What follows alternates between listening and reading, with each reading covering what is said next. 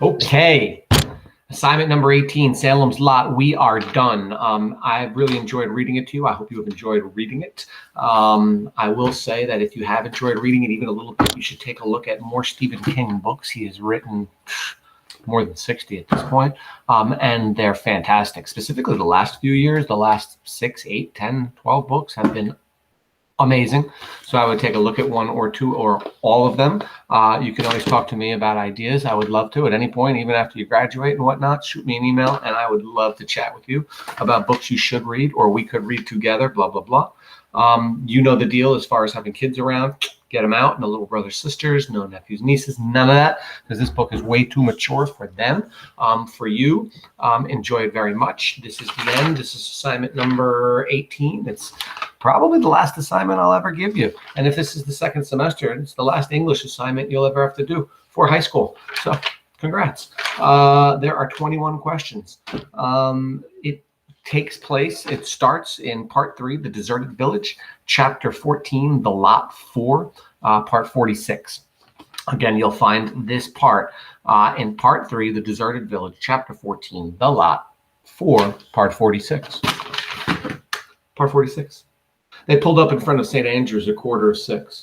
Lengthening shadows fell from the church across the street to the rectory, covering it like a prophecy. Ben pulled Jimmy's bag out of the back seat and dumped it out. He found several small ampules and dumped their contents out the window, saving the bottles. What are you doing?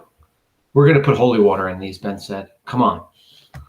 They went up the walk to the church and climbed the steps. Mark, about to open the middle door, paused and pointed. Look at that. The handle was blackened and pulled slightly out of shape, as if a heavy electric charge had been pushed through it. Does that mean anything to you, Ben asked. No, but... Mark shook his head, pushing an unformed thought away. I wonder if Mark was thinking about what we already know. How is the handle of that church blackened and pulled slightly out of shape? We know it was from when Father Callahan touched it and tried to get in, but now that he is tainted because he is a half-pyre, oh, no. He opened the door and they went in. The church was cool and gray and filled with the endless pregnant pause that all empty altars of faith, white and black, have in common. The 2 ranks of pews were split by a wide central aisle, and flanking this, 2 plaster angels stood cradling bowls of holy water, their calm and sweetly knowing faces bent, as if to catch their own reflections in the still water. Ben put the ampules in his pocket. Bathe your faces and hands, he said. Mark looked at him, troubled. That's sacrilege? Not this time. Go ahead. They dunked their hands in the still water and then splashed it over their faces, the way a man who has just wakened will splash cold water into his eyes to shock the world back into them. Ben took the first ampule out of his pocket and was filling it when a shrill voice cried, Here now, what are you doing? Ben turned around. It was Rhoda Curlis, Father Callahan's housekeeper, who had been sitting in the first pew and twisting a rosary helplessly between her fingers. She was wearing a black dress, and her slip hung below the hem. Her hair was in disarray. She had been pulling her fingers through it. Where's the father? What are you doing? Her voice was reedy and thin, close to hysteria. Who are you? Ben asked. Mrs. Curlis. I'm Father Callahan's housekeeper. Where's the father? What are you doing? Her hands came together and began to war with each other. Father Callahan is gone, Ben said, as gently as he could. Oh, she closed her eyes. Was he getting after whatever ails this town? Yes, Ben said. I knew it, she said. I didn't have to ask. He's a strong, good man of the cloth. There were always those who said he'd never be man enough to fill Father Bergeron's shoes, but he filled them. They were too small for him, as it turned out. She opened her eyes wide and looked at them. A tear spilled from her left and ran down her cheek. He won't be back, will he? I don't know, Ben said. They talked about his drinking, she said, as though she hadn't heard. Was there ever an Irish priest worth his keep who didn't tip the bottle? None of that mollycoddling, wet nursing, church bingo prayer basket for him. He was more than that. Her voice roars toward the vaulted ceiling and a hoarse, almost challenging cry. He was a priest, not some holy alderman. Ben and Mark listened without speech or surprise. There was no surprise left on this dream-struck day. There was not even the capacity for it. They no longer saw themselves as doers or avengers or saviors. The day had absorbed them. Helplessly, they were only living. Was he strong when you last saw him? She demanded, peering at them. The tears magnified the gimlet lack of surprise, the glimmest lack of compromise in her eyes. Yes, Mark said, remembering Callahan in his mother's kitchen, holding his cross aloft. And are you about his work now? Yes, Mark said again. Then be about it, she snapped at them. What are you waiting for? And she left them, walking down the center aisle in her black dress, the solitary mourner at a funeral that hadn't been held here. 47. Eva's again, and at the last. It was 10 minutes after 6. The sun hung over the horizon pines. The sun hung over the western pines, peering out of the broken clouds like blood. Ben drove into the parking lot and looked curiously up at his room. The shade was not drawn, and he could see his typewriter standing sentinel, and beside it, his pile of manuscript and the glass globe paperweight on top of it. It seemed amazing that he could see all those things from here, see them clearly, as if everything in the world was sane and normal and ordered. He let his eyes drop to the back porch. The rocking chairs where he and Susan had shared their first kiss stood side by side, unchanged. The door which gave ingress to the kitchen stood open, as Mark had left it. "I can't," Mark muttered. "I just can't." His eyes were wide and white. He had drawn up his knees, and he was now crouched on the seat. "It's got to be both of us," Ben said. He held out 2 of the ampules filled with holy water. Mark twitched away from them in horror, as if touching them would admit poison through his skin. "Come on," Ben said. He had no arguments left. "Come on. Come on." "No." "Mark? No." "Mark, I need you. You and me. That's all that's left." "I've done enough," Mark cried. "I can't do anymore. Can't you understand? I can't look at him." "Mark, it has to be the 2 of us. Don't you know that?" Mark took the ampules and curled them slowly against his chest. "Oh boy," he whispered. "Oh boy, oh boy." He looked at Ben and nodded. The movement of his head was jerky and agonized. "Okay," he said. "Where's the hammer?" he asked as they got out. Jimmy had it. "Okay." They walked up the porch steps in the strengthening wind. The sun glared red through the clouds, dyeing everything. Inside, in the kitchen, the stink of death was palpable and wet, pressing against them like granite. The cellar door stood open. "I'm so scared," Mark said, shuddering. "You better be. Where's that flashlight?" "In the cellar. I left it when—" "Okay." They stood at the mouth of the cellar. As Mark had said, the stairs looked intact in the sunlight. "Follow me," Ben said. Ben thought quite easily, "I'm going to my death." The thought came naturally, and there was no fear or regret in it. Inward turning emotions were lost under the overwhelming atmosphere of evil that hung over this place. As he slipped and scraped his way down the board Mark had set up to get out of the cellar, all he felt was an unnatural glacial calm. He saw that his hands were glowing, as if wreathed in ghost gloves. It did not surprise him. Let be finale of scene. The only emperor is the emperor of ice cream. Who had said that? Matt? Matt was dead. Susan was dead. Miranda was dead. Wallace Stevens was dead, too. I wouldn't look at that if I were you, but he had looked. That's what you looked like when it was over, like something smashed and broken that had been filled with different colored fluids. It wasn't so bad, not so bad as his death. Jimmy had been carrying McCaslin's pistol. It would still be in his coat pocket. He would take it, and as sunset came before they could get to Barlow, first the boy and then himself. Not good, but better than his death. He dropped to the cellar floor and then helped Mark down. The boy's eyes flashed to the dark, curled thing on the floor and then skipped away. "I can't look at that," he said huskily. "That's all right." Mark turned away and Ben knelt down. He swept away a number of the lethal plywood squares, the knife blades thrust through them glittering like dragon's teeth. Gently, then he turned Jimmy over. "I wouldn't look at that if I were you." "Oh, Jimmy," he tried to say, and the words broke apart and bled in his throat. He cradled Jimmy in the curve of his left arm and pulled Barlow's blades out of him with his right hand. There were 6 of them, and Jimmy had bled a great deal. A neatly folded stack of living room drapes on a corner shelf. He took them over to Jimmy and spread them over his body after he had the gun and the flashlight and the hammer. He stood up and tried the flashlight. The plastic lens cover had cracked, but the bulb still worked. He flashed it around. Nothing. He showed it under the pool table. Bare. Nothing behind the furnace. Racks of preserves and a pegboard hung with tools. The amputated stairs pushed over in the far corner so they would be out of sight from the kitchen. They looked like a scaffold leading nowhere. "Where is he?" Ben muttered. He glanced at his watch, and the hand stood at 6:23. When was sunset? He couldn't remember. Surely no later than 6:55. That gave them barely a half hour. "Where is he?" he cried out. "I can feel him, but where is he?" "There," Mark cried, pointing with one glowing hand. "What's that?" Ben centered the light on it. "A Welsh dresser. It's not big enough," he said to Mark, "and it's flush against the wall." "Let's look behind it." Ben shrugged. They crossed the room to the Welsh dresser and each took a side. He felt a trickle of building excitement. Surely the odor or aura of atmosphere or whatever you wanted to call it was thicker here, more offensive. Ben glanced up the kitchen door. The light was dimmer now. The gold was fading out of it. "It's too heavy for me," Mark panted. "Never mind," Ben said. "We're going to tip it over. Get your best hold." Mark bent over it, his shoulder against the wood. His eyes looked fiercely out of his glowing face. "Okay." They threw their combined weight against it, and the Welsh dresser went over with a bone-like crash as Eva Miller's long-ago wedding china shattered inside. "I knew it," Mark cried triumphantly. There was a small door, chest-high, set into the wall where the Welsh dresser had been. A new Yale padlock secured the hasp. Two hard swings of the hammer convinced him that the lock wasn't going to give. Jesus Christ, he muttered softly. Frustration welled up bitterly in his throat. To be balked like this at the end, balked by a $5 padlock? No. He would bite through the wood with his teeth if he had to. He shone the flashlight around, and its beam fell on the neatly hung tool board to the right of the stairs. Hung on two of its steel pegs was an axe with a rubber cover masking its blade.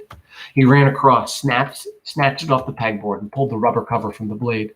He took one of the ampules from his pocket and dropped it. The holy water ran out on the floor, beginning to glow immediately. He got another one, twisted the small cap off, and doused the blade of the axe. It began to glimmer with eldritch fairy light, and when he set his hands on the wooden haft, the grip felt incredibly good, incredibly right. Power seemed to have welded his flesh into its present grip. He stood holding it for a moment, looking at the shining blade, and some curious impulse made him touch it to his forehead. A hard sense of sureness clasped him, a feeling of inevitable rightness, of whiteness. For the first time in weeks, he felt he was no longer groping through the fogs of belief and unbelief, sparring with a partner whose body was too insubstantial to sustain blows. Power humming up his arms like volts. The blade glowed brighter. "Do it," Mark pleaded. "Quick, please." Ben Mears spread his feet, slung the axe back, and brought it down in a glimmering arc that left an afterimage on the eye. The blade bit wood with a booming, portentous sound and sunk to the haft. Splinters flew.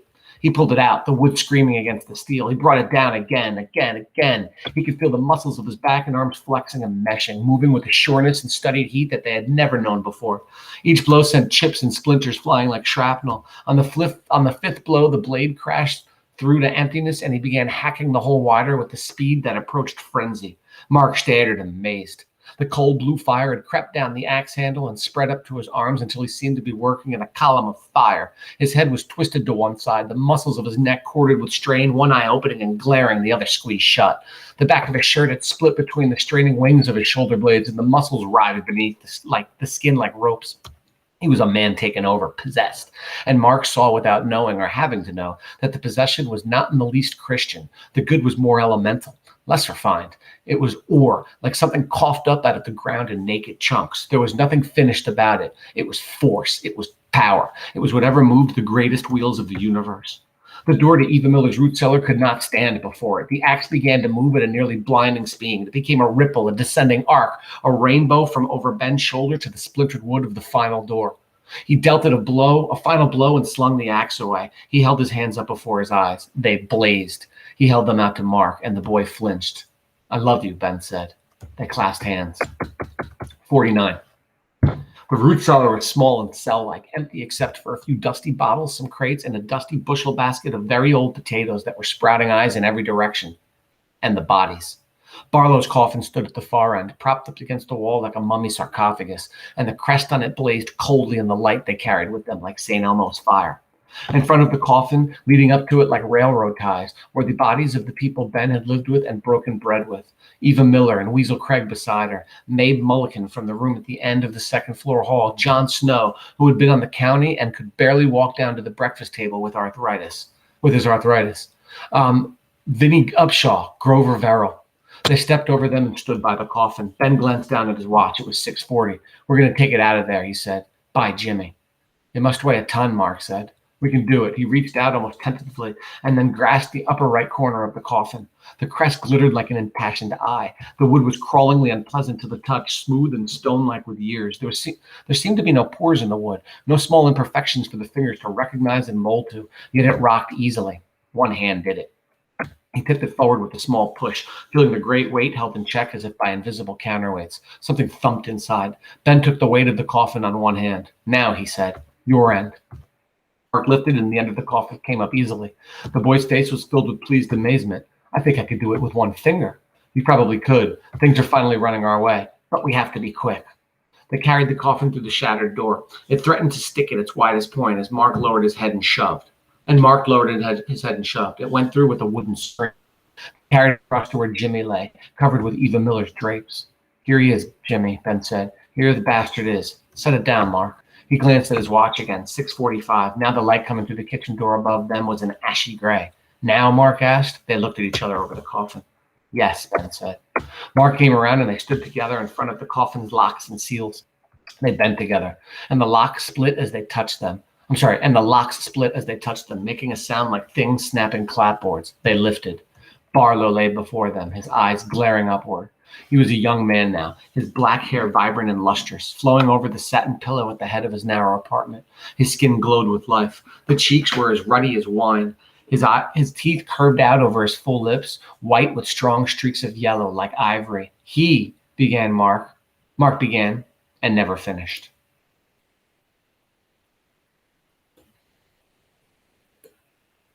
All right. Barlow's red eyes rolled in their sockets, filled with a hideous life and a mocking triumph. They locked with Mark's eyes, and Mark gaped down into them, his own eyes growing blank and far away. Don't look at him, Ben cried. But it was too late. He knocked Mark away. The boy whined deep in his throat and suddenly attacked Ben. Taken by surprise, Ben staggered backward. A moment later, the boy's hands were in his coat pocket, digging for Homer McCaslin's pistol. Mark, don't! But the boy didn't hear. His face was as blank as a washed blackboard. The whining went on in his throat, the sound of a very small, trapped animal. He had both hands around the pistol. They struggled for it, Ben trying to rip it from the boy's grasp and keep it pointed away from both of them. The muzzle jerked down toward his head, and the gun went off. He felt the slug pass by his temple. He wrapped his hands around Mark's and kicked out with one foot. Mark staggered backward, and the gun clattered on the floor between them. The boy leaped at it, whining, and Ben punched him in the mouth with all the strength he had. He felt the boy's lip mash back against his teeth and cried out as if he himself had been hit. Mark slipped to his knees, and Ben kicked the gun away. Mark tried to go after the crawling, and Ben hit him again. With a tired sigh, the boy collapsed. The strength had left him now, and the sureness. He was only Ben Mears again, and he was afraid. The square of light in the kitchen doorway had faded to thin purple. His watch said 6:51. A huge force seemed to be dragging in his head, commanding him to look at the rosy, gorged parasite in the coffin beside him. Look and see me, puny man. Look upon Barlow, who has passed the centuries as you have passed hours before a fireplace with a book. Look and see the great creature of the night, whom you would slay with your miserable little stick. Look upon me, scribbler. I have written in human lives, and blood has been my ink. Look upon me and despair. Jimmy, I can't do it. It's too late. He's too strong for me. Look at me. It was 6:53. Mark groaned on the floor. Mom? Mama? Where are you? My head hurts. It's dark.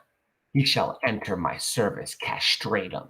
Ben fumbled one of the stakes from his belt and dropped it. He cried out miserably in utter despair. Outside, the sun had deserted Jerusalem's lot. Its last rays lingered on the roof of the Marston house. He snatched the stake up. But where was the hammer? Where was the fucking hammer? By the root cellar door. He had swung at the padlock with it. He scrambled across the cellar and picked it up where it lay. Mark was half sitting, his mouth a bloody gash. He wiped a hand across it and looked dazedly at the blood. Mama, he cried, where's my mother? 6:55 now. Light and darkness hung perfectly balanced. Ben ran back across the darkening cellar, the stake clutched in his left hand, the hammer in his right. There was a booming, triumphant laugh. Barlow was sitting up in his coffin, those red eyes flashing with hellish triumph. They locked with Ben's, and he felt the will draining away from him.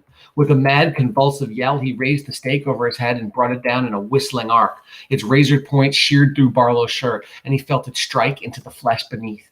Barlow screamed. It was an eerie, hurt sound, like the howl of a wolf. The force of the stake slamming home drove him back into the coffin on his back.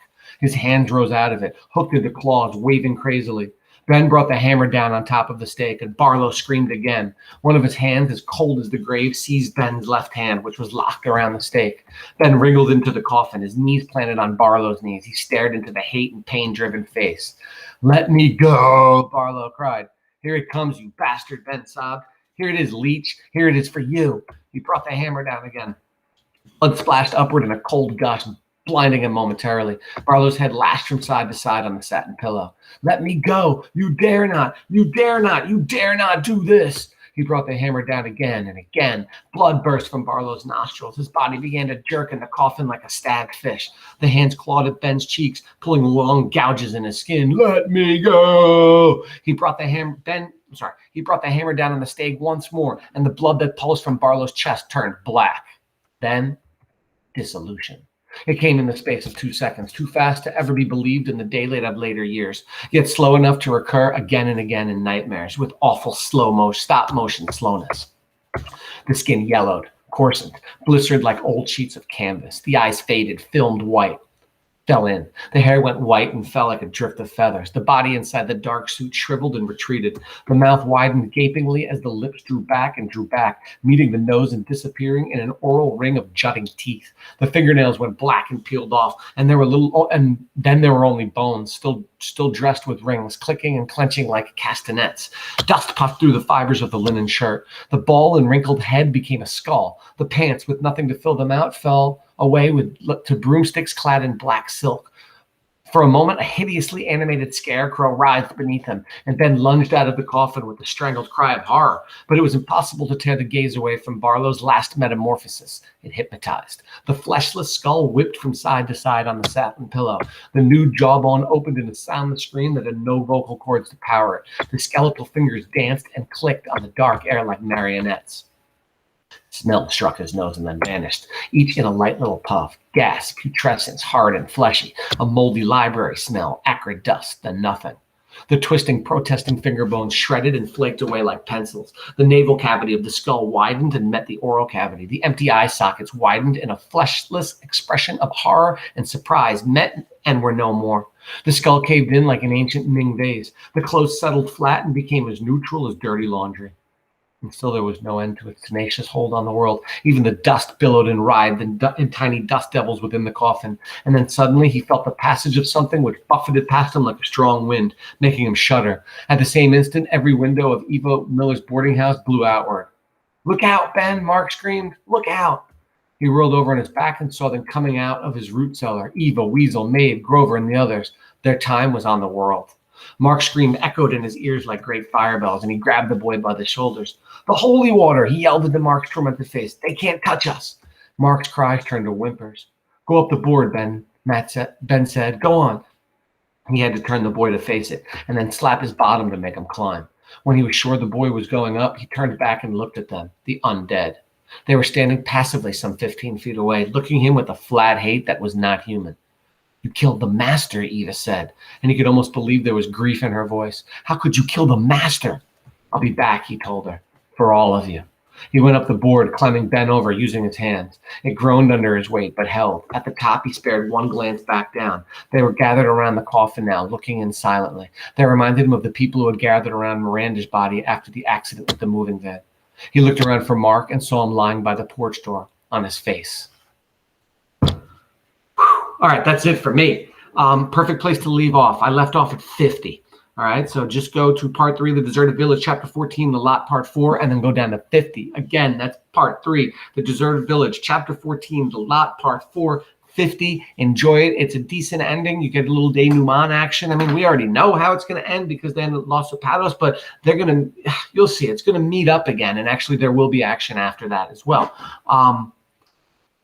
It's been fun. Thank you very much for reading along. Have a good one.